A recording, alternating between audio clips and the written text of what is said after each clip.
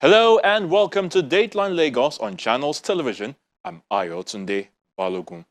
On the program, Lagos State Government reconstructs Ikeja network of roads and Governor Babajide Sanwo-Olu empowers over 10,000 vulnerable residents. The Lagos State Government is doing all it can to improve road connectivity and provide alternative means of transportation for the people.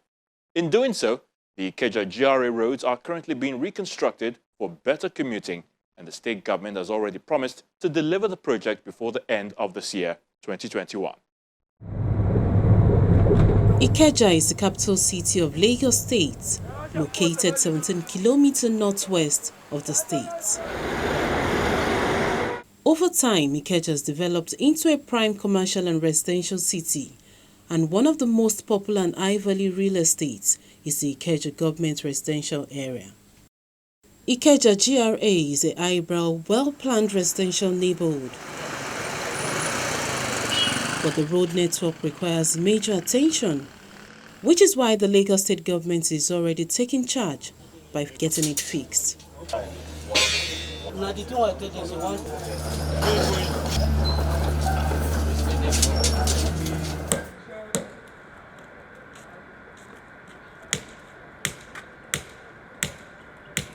Drainage networks are also being constructed on several streets to prevent the usual flooding experienced in this axis.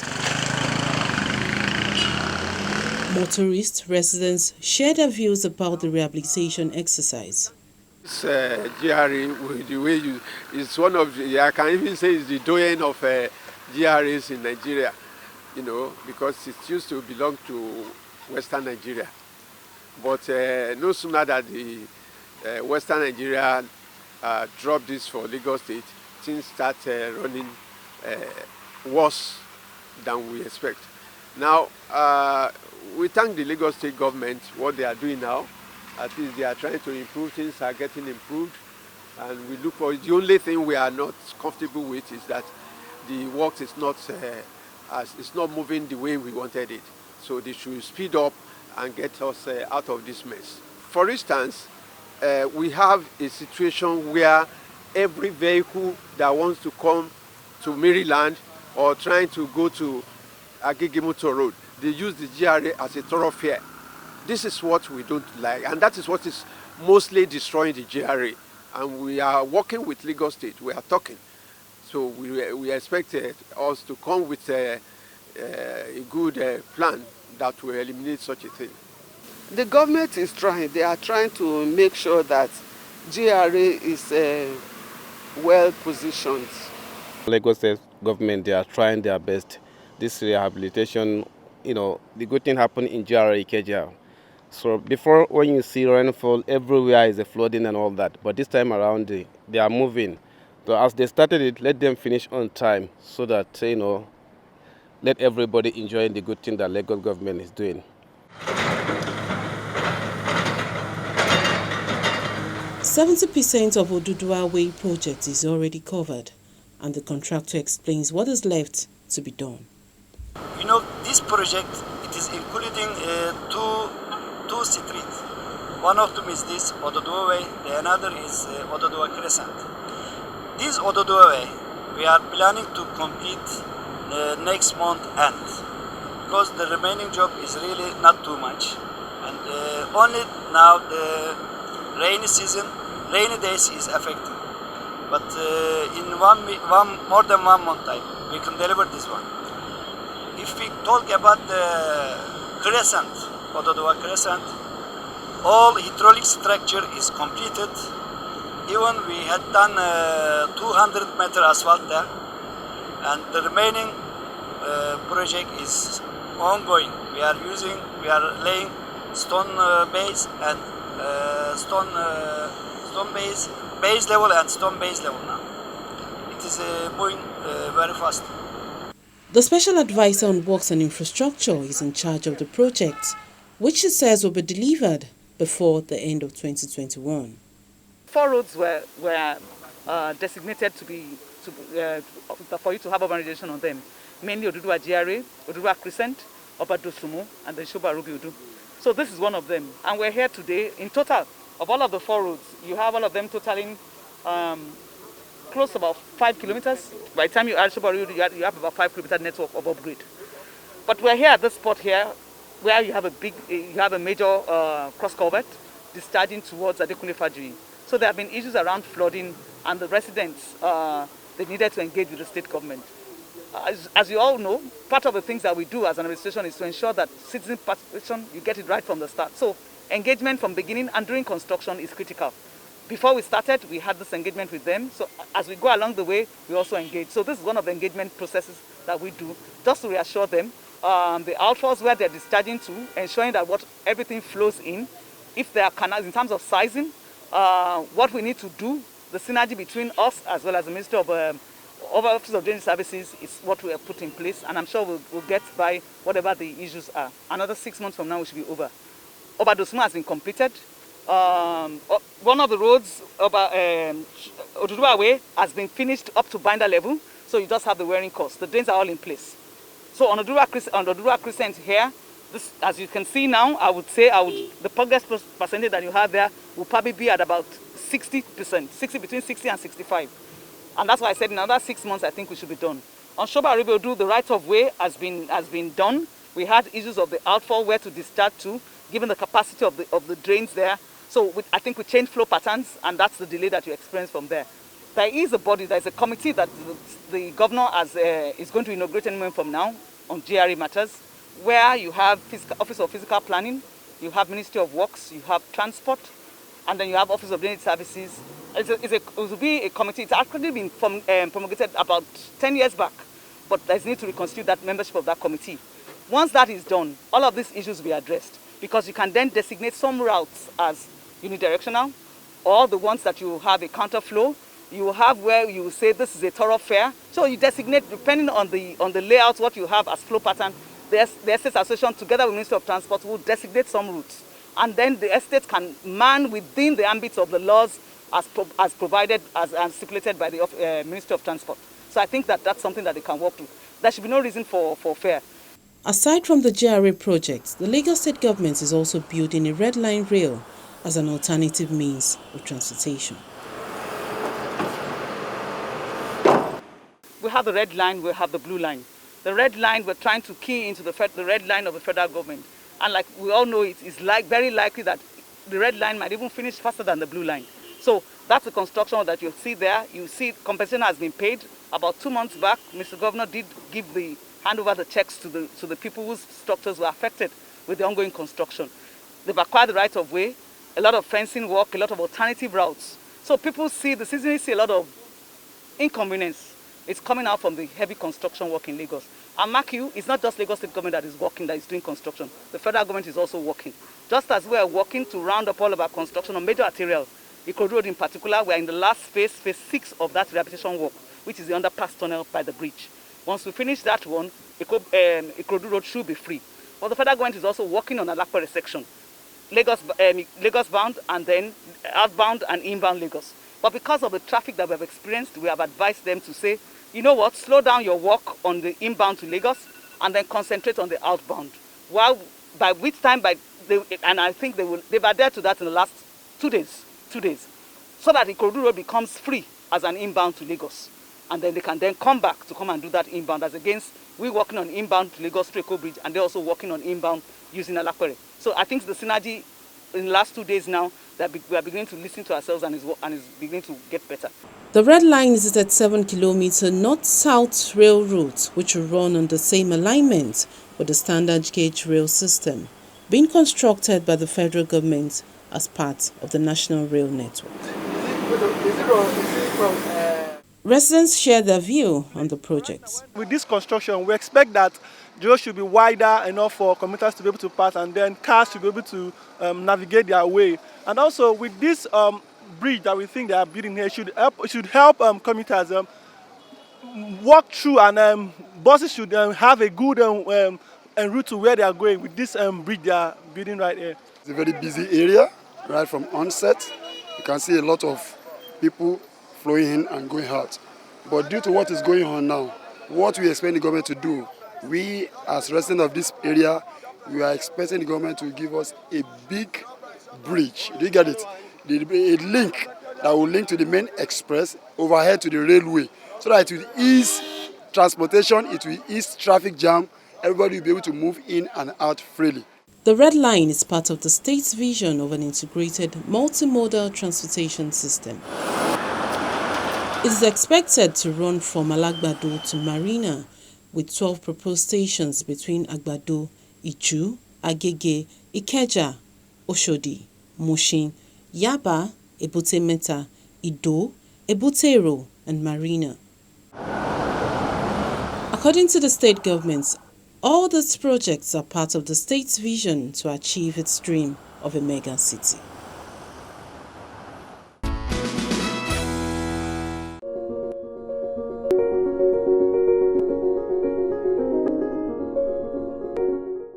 Armed with the mandate to light up all parts of Lagos and to leverage on technology to work with the available mineral resources and at the same time protect the natural resources and ecosystem, the ministry in the last 1 year has put in so much to deliver on this mandate.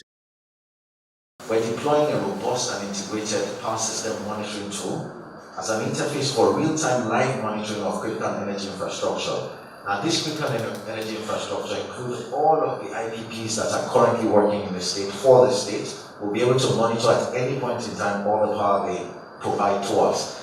In addition to this operations control center will also be monitoring every single street light. Going forward, we'll be leveraging technology.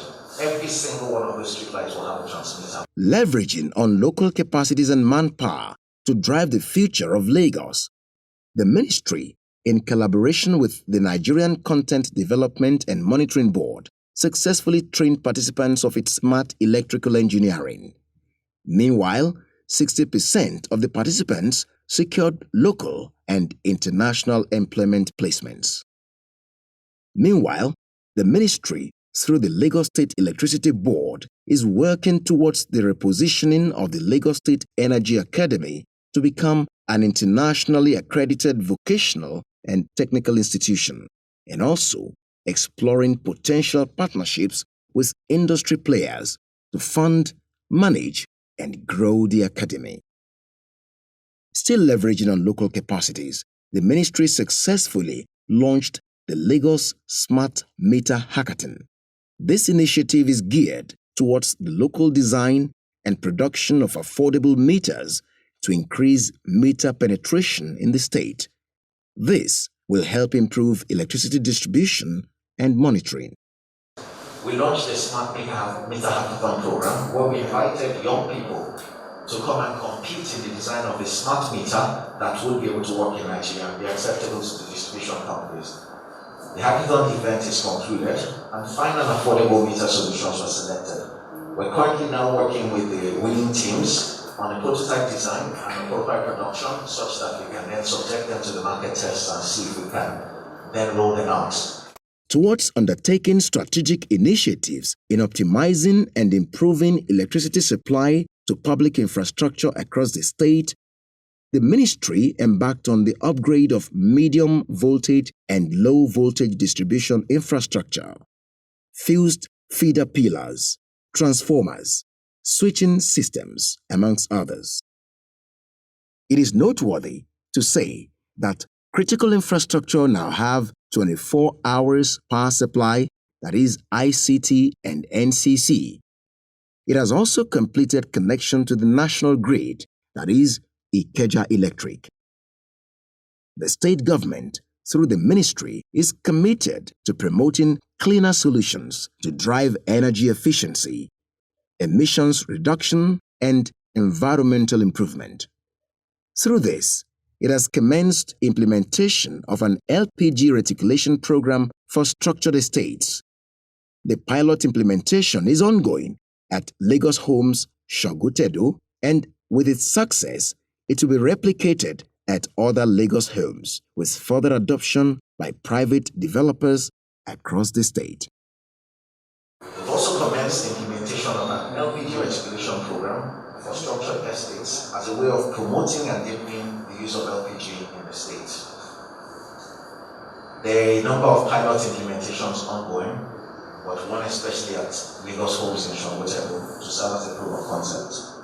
Following the successful implementation, it will be replicated to other Lagos state estates with a further scope for increased adoption by private developers across the state.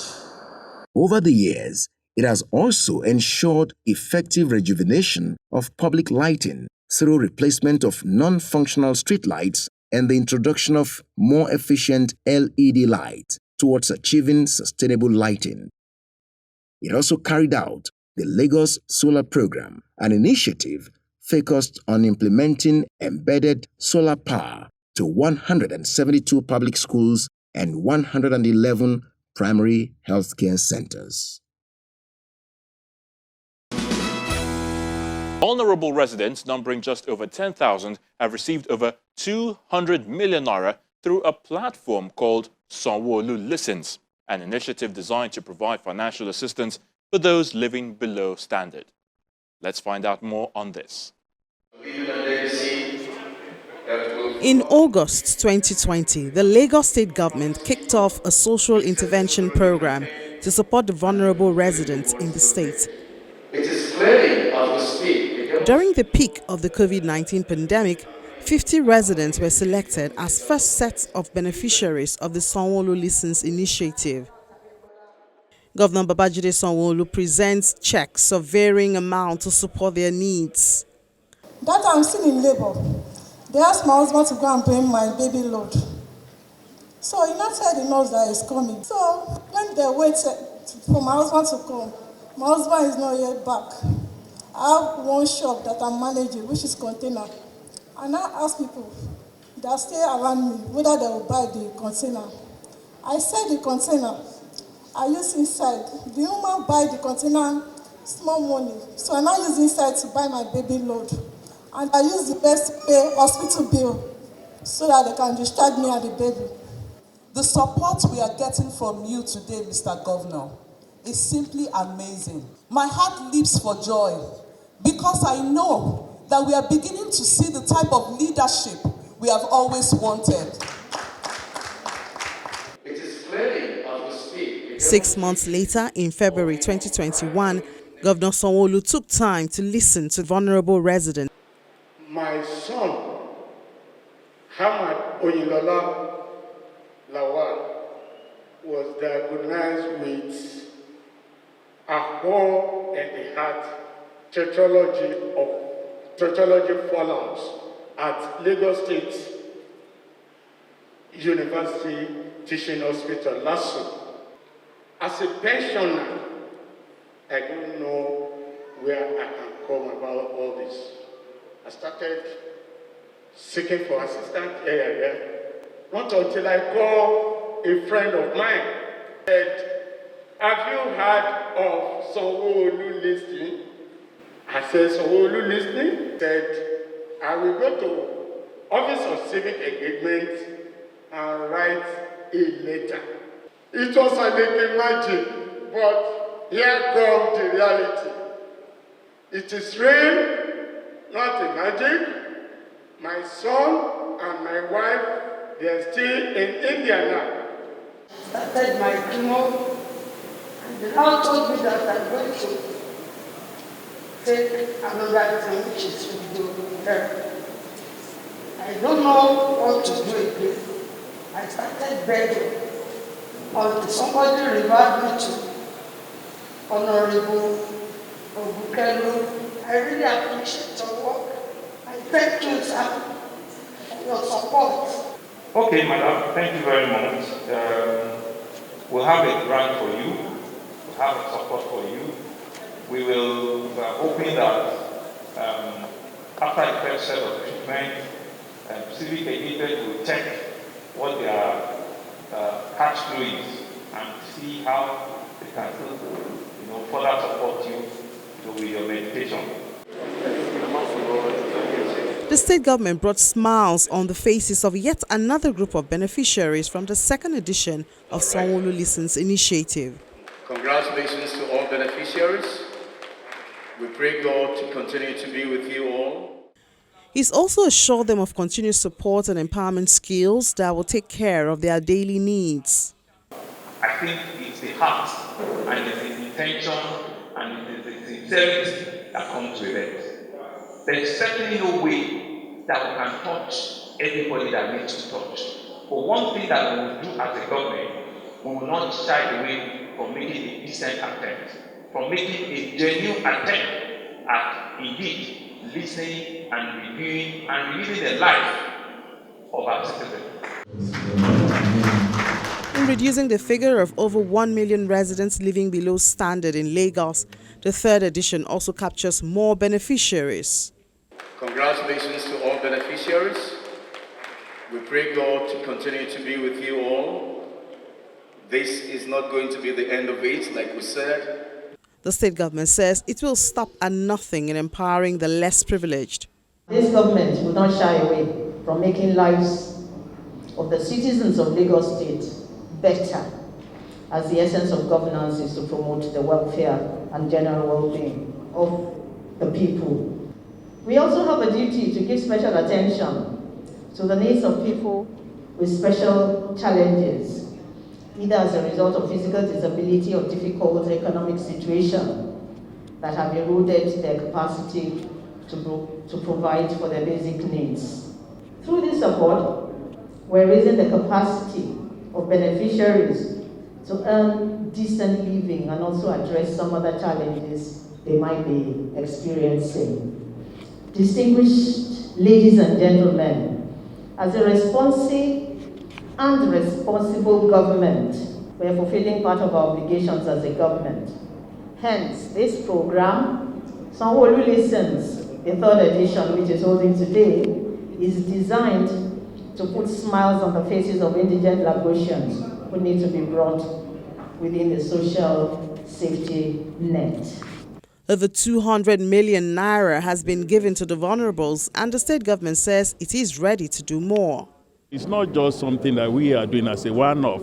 It's something that is general. It's something that is, to us, fundamental, and it's something that we are doing in order to let those who are vulnerable in the society know that nobody is going to be allowed to be left by the train of the greater Lagos journey that we are talking about. What you do is that if you see anybody in your neighborhood who requires help, or you feel that there is something that government needs to attend to, you just write to the Office of Civic Engagement, or you can even write to us in the Ministry of Information and Strategy, and then we will consider every case on its own merit.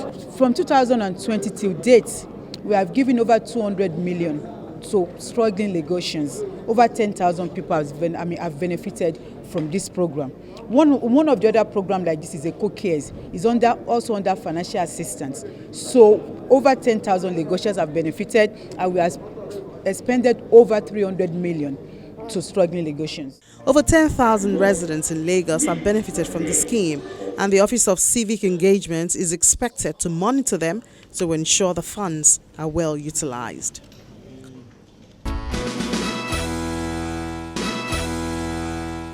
And that's the program for this week. Thank you so much for watching. I'm Ayotunde Balogun. Until next time, please stay safe.